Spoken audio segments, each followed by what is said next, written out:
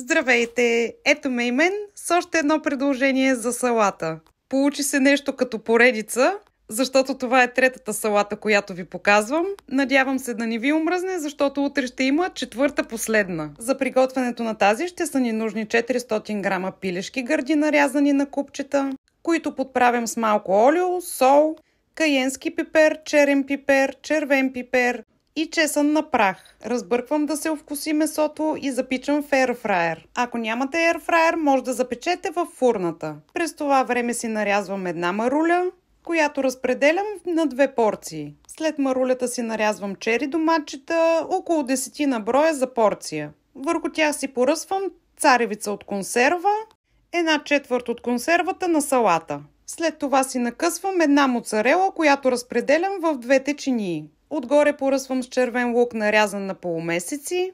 През това време месото вече е готово, изваждам го да поизстине и правя дресинг от 1 супена лъжица кисело мляко, 1 супена лъжица майонеза, кафена лъжичка едрозърнеста и кафена лъжичка дижонска горчица, супена лъжица соев сос и сол.